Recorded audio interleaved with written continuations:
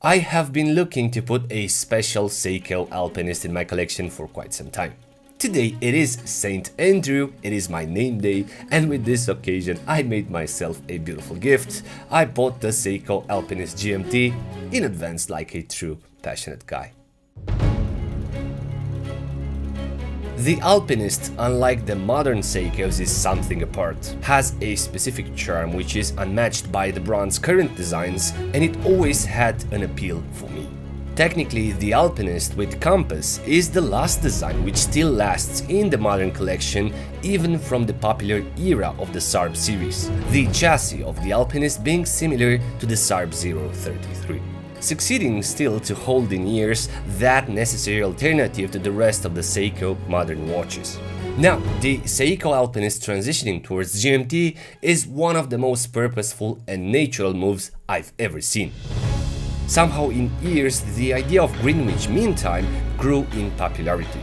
And I'm not sure if it became a useful tool because people are traveling changing time zones frequently, or the popularity of the GMT Master inspired brands, but for sure the GMT complication was adopted by the enthusiasts with success. And here there is no exception, this was Seiko's GMT year for sure.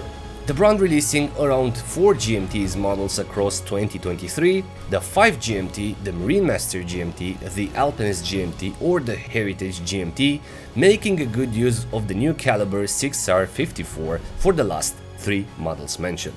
But out of the mentioned models, by simply putting that GMT complication into the Alpinist, the brand made potentially one of the most inspired and natural moves. Why? Because the base of the Alpinist is of a hero watch.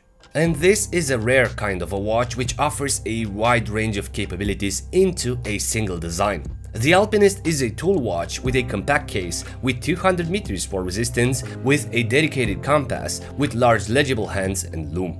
So a platform which can be worn as a mountaineering watch, being compact with a compass, as a diver having higher waterproofness, being able to make good use of a compass to measure the time underwater, as a dress watch being pretty elegant as DNA, or as a simple go anywhere do anything watch for ages, because the Alpinist is simply a solid watch overall. This is what a hero wristwatch means, basically a watch you can rely in any circumstances. So the brand, knowing the context mentioned above, elevated the Alpinist to the next level, making the hero watch worthy of a hero mountaineering person which travels and conquers the biggest peaks of our planet. And I don't know about you, but this mix of new features got me into it.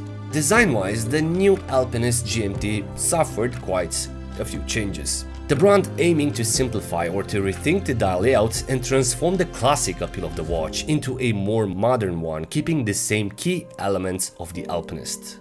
So the new Alpinist has shifted from a classic dial to a modern one, featuring the same compass bezel with new similar markers and hands, with an interesting 369 dial which provides more meaning to the watch, because the 369 dial offers already an association with the mountaineering watches, a path which was opened and defined by the Rolex Explorer. And I even think the new sublabels GMT 3 days and 200 meters war resistance are way more relevant than the previous versions. And I call it effective communication because if you have some capabilities to communicate about a thing, do it effectively, and I think the bottom sublabels are summarizing very well the capabilities of the watch. And thank God they moved the X icon from the bottom.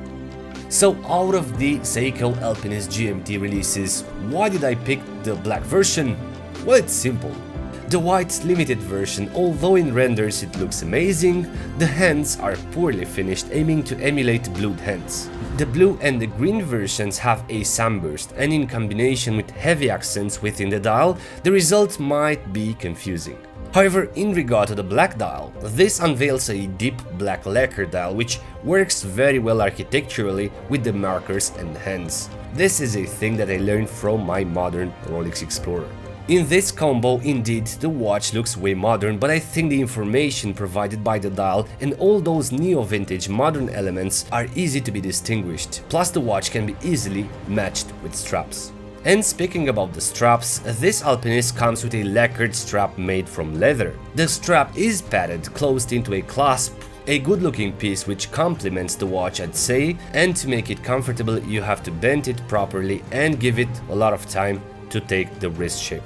Or simply remove it and put it on the box and put some upgrade leather straps, as I did with some freshly launched 7 Friends and Watches options, having here a 3mm thick model with 360 degrees stitching, a black jeans option, or simply a stiff smart NATO which is waterproof and allows the extra compass to be hosted. I will leave the link to the straps in the description. And I was describing the design of the GMT Alpinist is compact and robust with the same specs but a bit taller, having besides the redesigned dial 24 hours markings engraved on the angled bezel. The bezel is fixed, similar to the Explorer 2 model, the GMT hand working against the bezel indicators, so this can measure 2 time zones, instead of a GMT watch with a dedicated rotating bezel which can measure 3 time zones.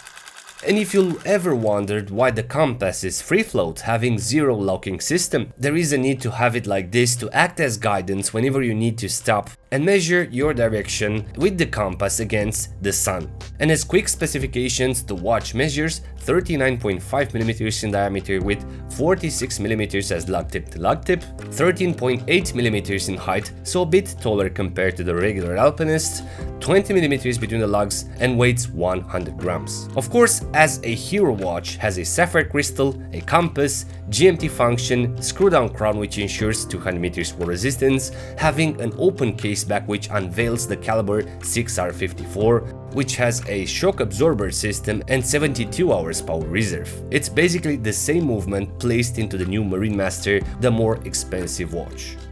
And then in details, as I was mentioning, the dial was completely redesigned, keeping somehow the same identity. But what I love about this model, it offers a well-deserved and balanced dial, having an absolute symmetry thanks to the date window which was moved and placed discreetly between 4 and 5 o'clock. So the newer GMT offers a cleaner and sharper view dial-wise. The markers are sharp without rounded corners, the numerals as well, the symmetry is there, all the elements are metallic and blasted to create a spectacular finishing with the lacquered surface, so they can be visible when there is glare on the dial.